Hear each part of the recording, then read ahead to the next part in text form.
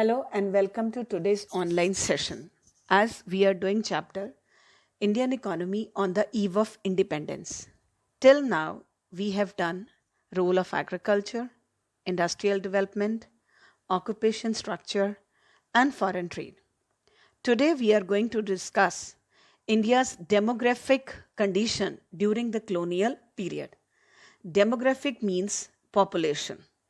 ਕਿ ਇੰਡੀਆ ਦੀ ਪਾਪੂਲੇਸ਼ਨ ਉਹਦਾ ਸਟਰਕਚਰ ਉਹਦੀ ਗਰੋਥ ਕਿਸ ਤਰ੍ਹਾਂ ਦੀ ਸੀ ਕੋਈ ਐਗਜ਼ੈਕਟ ਡਾਟਾ ਤੇ ਨਹੀਂ ਹੈ ਇਨ 1881 ਇੰਡੀਆ ਦੀ ਪਾਪੂਲੇਸ਼ਨ ਹੋਈ ਦੀ ਸੈਂਸਸ ਹੋਇਆ I think you are aware of what is census that is ਜਨਗਣਨਾ ਜਦੋਂ ਪਾਪੂਲੇਸ਼ਨ ਨੂੰ ਕਾਊਂਟ ਕੀਤਾ ਜਾਂਦਾ ਹੈ in 1881 this was started actually and till 1921 India was in the first stage of demographic transition.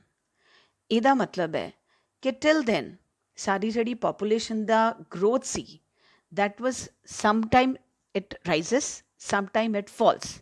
ਉਹਦੇ ਵਿੱਚ ਕੋਈ steady rise ਨਹੀਂ ਸੀ ਜਿਹਦੇ ਕਰਕੇ population maintain ਰਹਿੰਦੀ ਸੀ. But after 1921, India entered into the second stage of demographic transition.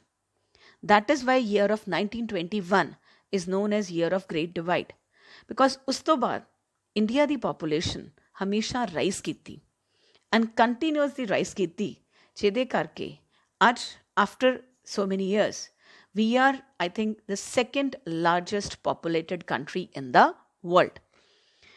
Then let's discuss now quantitative appraisal of India's demographic profile ਕਿ population ਜਿਹੜੀ increase ਹੋਈ ਇਹਦੇ feature characteristic ਕੀ ਸੀ ਇਸ ਵੱਧ ਰਹੀ ਪਾਪੂਲੇਸ਼ਨ ਦਾ ਰੀਜ਼ਨ ਸੀ ਇੱਕ high birth rate as well as death rate that is was 48 per 1000 birth rate ਸੀ ਅਤੇ 40 ਪਰ 1000 ਡੈਥ ਰੇਟ ਸੀ ਕਿ ਆਊਟ ਆਫ 1000 ਪੀਪਲ ਕਿੰਨੇ ਲੋਕਾਂ ਦੀ ਡੈਥ ਹੋ ਜਾਂਦੀ ਹੈ ਜਾਂ ਕਿੰਨੇ ਲੋਕਾਂ ਦੀ ਬਰਥ ਹੋ ਜਾਂਦਾ this was due to the illiteracy as well as lack of adequate public health facilities ਜਿਨ੍ਹਾਂ ਦੀ ਐਬਸੈਂਸ ਕਰਕੇ ਡੈਥ ਰੇਟ ਵੀ ਓਨਾ ਹੀ ਸੀ ਜਿੰਨਾ ਕੁ ਬਰਥ ਰੇਟ ਸੀ ਜਿਹਦੇ ਕਰਕੇ ਜਿਹੜੀ ਪਾਪੂਲੇਸ਼ਨ ਹੈ ਉਹ ਬੈਲੈਂਸਡ ਹੋ ਜਾਂਦੀ ਸੀ ਸੈਕਿੰਡ ਇਜ਼ IMR ਔਰ ਇਨਫੈਂਟ ਮੋਰਟੈਲਿਟੀ ਰੇਟ ਇਹਦਾ ਮਤਲਬ ਹੈ ਕਿ ਕਿੰਨੇ ਬੱਚੇ ਆਪਣੀ ਫਸਟ ਬਰਥਡੇ ਨਹੀਂ ਦੇਖ ਪਾਉਂਦੇ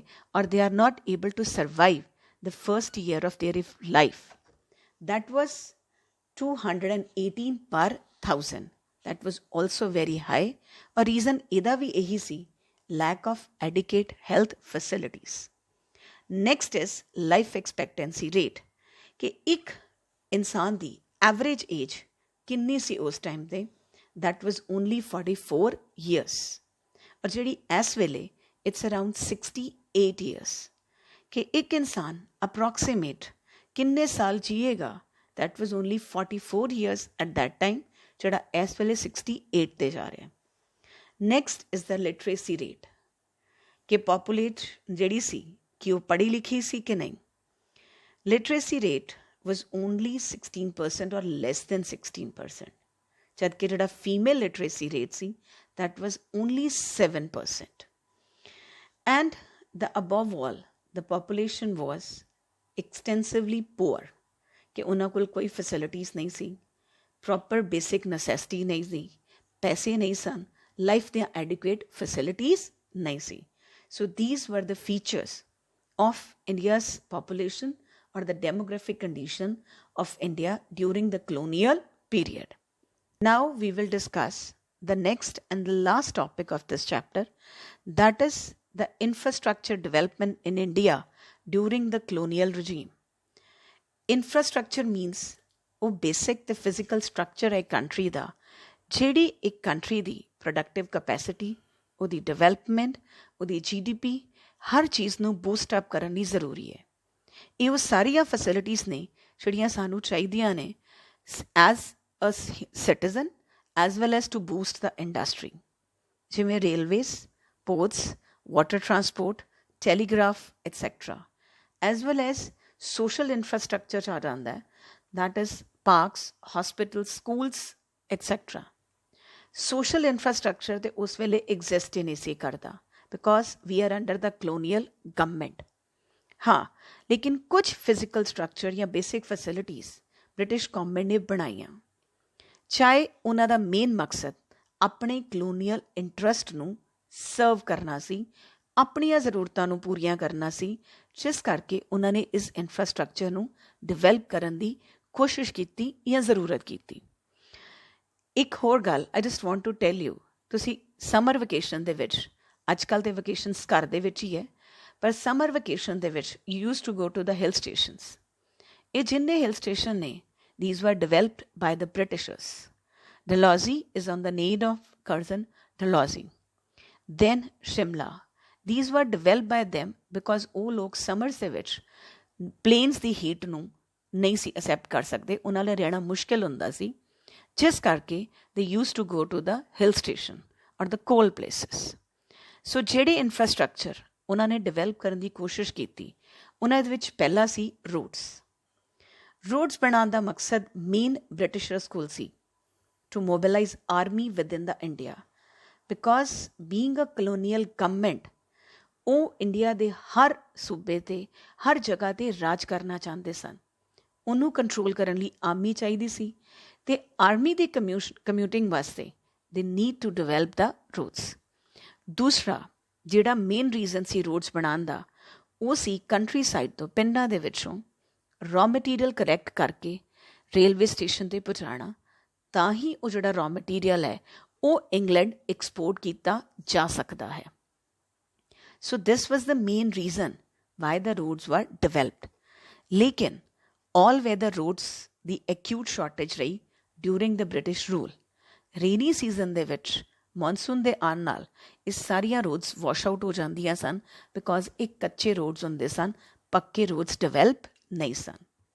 ਦੂਜੀ ਜਿਹੜੀ ਮੇਨ ਇੱਕ ਇਨਫਰਾਸਟ੍ਰਕਚਰ ਦੇ ਵਿੱਚ ਬ੍ਰਿਟਿਸ਼ ਗਵਰਨਮੈਂਟ ਨੇ ਕਹਿ ਸਕਦੇ ਹੋ ਕਿ ਇੱਕ ਪੋਜ਼ੀਟਿਵ ਇੰਪੈਕਟ ਦਿੱਤਾ ਇੰਡੀਅਨ ਇਕੋਨਮੀ ਨੂੰ, ਉਹ ਸੀ ਰੇਲਵੇਜ਼।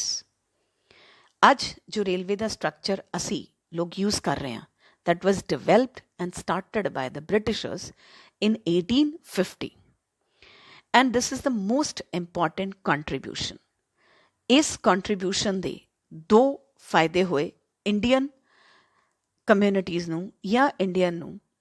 ਪਹਿਲੀ ਚੀਜ਼, ਇਸ ਰੇਲਵੇ ਨੇ ਲੋਕਾਂ ਨੂੰ ਲੌਂਗ ਡਿਸਟੈਂਸ ਟਰੈਵਲ ਕਰਨ ਦਾ ਮੌਕਾ ਦਿੱਤਾ, ਔਰ ਇਸ ਲੌਂਗ ਡਿਸਟੈਂਸ ਦੇ ਨਾਲ ਜੋਗ੍ਰਾਫਿਕਲ ਦੇ ਕਲਚਰਲ ਬੈਰੀਅਰਸ ਬ੍ਰੇਕਅਪ ਹੋਏ। ਲੋਕਾਂ ਨੂੰ ਇੱਕ ਦੂਜੇ ਕਲਚਰ ਨੂੰ ਸਮਝਣ ਦਾ ਮੌਕਾ ਮਿਲਿਆ। East to west, west to north, north to south, they can move on, they can intermingle with each other. So this was a social benefit of the railways. Next, it fostered commercialization of Indian agriculture. India the agriculture change hui, as you have learned in the last topic, कि food crops ਤੋਂ commercial crops ਦੇ ਉੱਤੇ shifting ਹੋ ਗਈ। ਉਹ crops ਜਿਹਨੂੰ market 'ਚ ਵੇਚਣਾ ਪੈਂਦਾ ਹੈ, ਔਰ ਉਹਦੇ ਵਿੱਚ ਦੋ crops ਮੇਨ ਸਨ ਜੋ ਬ੍ਰਿਟਿਸ਼ਰਸ ਨੇ ਬਣਾਈਆਂ। one was indigo, another was opium. ਇਹਨਾਂ ਦੋਵਾਂ ਨੂੰ ਸੈਲ ਕਰਨ ਵਾਸਤੇ, ਐਕਸਪੋਰਟ ਕਰਨ ਵਾਸਤੇ ਰੇਲਵੇ ਦੀ ਜ਼ਰੂਰਤ ਸੀ, ਔਰ ਇਸ ਰੇਲਵੇ ਨੇ ਇਹ ਇੱਕ ਇਕਨੋਮਿਕ ਬੈਨੀਫਿਟ ਦਿੱਤਾ ਇੰਡੀਅਨਸ ਨੂੰ। ਐਂਡ ਇਸ ਇਕਨੋਮਿਕ ਬੈਨੀਫਿਟ ਕਰਕੇ ਜਿੰਨਾ ਕੋਈ ਇਕਨੋਮਿਕ ਲਾਸ ਇੰਡੀਆ ਦਾ ਹੋ ਰਿਹਾ ਸੀ, ਉਹਨੂੰ ਥੋੜ੍ਹਾ ਜਿਹਾ ਕੰਟਰੋਲ ਕਰਨ 'ਚ ਜਾਂ ਕਵਰ ਅਪ ਕਰਨ 'ਚ ਮਦਦ ਮਿਲੀ। ਪਹਿਲਾ ਰੇਲਵੇ ਬ੍ਰਿਜ 1854 ਦੇ ਵਿੱਚ ਬੰਬੇ ਅਤੇ ਥਾਣੇ ਦੇ ਵਿੱਚ ਬਣਿਆ। Next, the contribution infrastructure of Britishers was inland trade and sea lanes. ਇਹ ਟ੍ਰੇਡ ਵਾਟਰਵੇਜ਼ ਦੇ ਥਰੂ ਬਣਿਆ। ਇਨਲੈਂਡ ਟ੍ਰੇਡ ਕਿ ਇੱਕ ਸਟੇਟ ਤੋਂ ਦੂਜੀ ਸਟੇਟ ਜਿਹੜਾ ਟ੍ਰੇਡ ਕੀਤਾ ਜਾਂਦਾ ਹੈ, ਜਾਂ ਜੋਗ੍ਰਾਫਿਕਲ ਟੈਰੀਟਰੀ ਦੇ ਅੰਦਰ ਜੋ ਟ੍ਰੇਡ ਹੁੰਦਾ ਹੈ, ਔਰ ਇਹਦੇ ਨਾਲ ਉਹਨਾਂ ਨੇ ਕੁਝ ਸੀ ਲੇਨਸ ਵੀ ਬਣਾਏ, ਵਾਟਰਵੇਜ਼ ਡਿਵੈਲਪ ਕੀਤੇ, ਤਾਂ ਕਿ ਉਹ ਆਪਣੇ ਮਾਲ ਨੂੰ, ਰॉ ਮਟੀਰੀਅਲ ਨੂੰ ਇੱਕ ਜਗ੍ਹਾ ਤੋਂ ਦੂਜੀ ਜਗ੍ਹਾ ਪਹੁੰਚਾ ਸਕਣ। ਪਰ ਇੱਕ ਤੇ ਇਹ ਅਨਇਕਨੋਮਿਕਲ ਸਨ, ਪੈਸਾ ਬਹੁਤ ਖਰਚ ਹੋਇਆ ਪਰ ਉਹਦਾ ਰਿਜ਼ਲਟ ਨਹੀਂ ਮਿਲਿਆ। ਦੂਸਰਾ, ਇਹ ਰੇਲਵੇਜ਼ ਨਾਲ ਕੰਪੀਟ ਨਹੀਂ ਕਰ ਸਕੇ। As example, coast canal on Orissa coast, ਇਹ ਬਣਾਈ ਤੇ ਗਈ, ਪੈਸੇ ਬਹੁਤ ਲਾਏ, ਬਟ ਇਹਦੇ ਨਾਲ ਪੈਰਲਲ ਰੇਲਵੇ ਚੱਲ ਰਹੀ ਸੀ, ਤੇ ਲੋਕਾਂ ਨੇ ਰੇਲਵੇ ਨੂੰ ਪ੍ਰੈਫਰ ਕੀਤਾ than the waterways. And the last one in this, post and telegraph. I think postal service ਇੱਕ ਬਹੁਤ ਵੱਡਾ ਸਿਸਟਮ ਹੈ ਜਿਹਦੇ ਨਾਲ ਲੋਕੀ ਇੱਕ ਦੂਜੇ ਨੂੰ ਕਮਿਊਨੀਕੇਟ ਕਰ ਸਕਦੇ। ਅੱਜ ਕੱਲ੍ਹ ਮੋਬਾਈਲ ਦਾ ਟਾਈਮ ਹੈ। We are not writing letters or anything. But before this technology, I think post and telegraph was only way to connect with each other. So postal service is one of the usual public service, but it was inadequate. बस सिर्फ Britishers ने अपने administration purpose ਵਾਸਤੇ ਹੀ ਉਹਨੂੰ utilise ਕੀਤਾ ਤੇ ਆਮ ਲੋਕਾਂ ਨੂੰ ਇਹ ਨਹੀਂ ਮਿਲਦੇ ਸੀ। ਦੂਸਰੀ ਚੀਜ਼, ਸਰਕਾਰ ਨੇ ਇਲੈਕਟ੍ਰਿਕ ਟੈਲੀਗ੍ਰਾਫ ਸਟਾਰਟ ਕੀਤਾ ਜੋ ਕਿ ਬਹੁਤ ਐਕਸਪੈਂਸਿਵ ਸੀ, ਜਿਹਨੂੰ ਟੈਲੀਗ੍ਰਾਮ ਕਹਿੰਦੇ ਸਨ, ਜਿਹਦੇ through you can communicate with long distance ਔਰ ਤੁਸੀਂ ਉਹਦੇ ਵਿੱਚ ਮੈਸੇਜ ਭੇਜ ਸਕਦੇ ਸੀ। ਸੋ ਦੀਸ ਵਰ ਦ ਫਿਊ ਇਨਫਰਾਸਟਰਕਚਰ ਵਿਚ ਵਰ developed by the Britishers. No doubt these were developed to subserve their colonial interest. ਪਰ ਕਿਤੇ ਨਾ ਕਿਤੇ ਇਹਨਾਂ ਨੇ ਇੰਡੀਅਨ ਇਕੋਨਮੀ ਨੂੰ ਬੂਸਟ ਅਪ ਕੀਤਾ ਔਰ ਇਨਫਰਾਸਟਰਕਚਰ ਦੀ ਇੱਕ ਬੇਸ ਬਣਾਇਆ ਜਿਹਨੂੰ ਅਸੀਂ ਯੂਟੀਲਾਈਜ਼ ਕੀਤਾ after independence. Thanks for the patient hearing. Hope you have understood the chapter.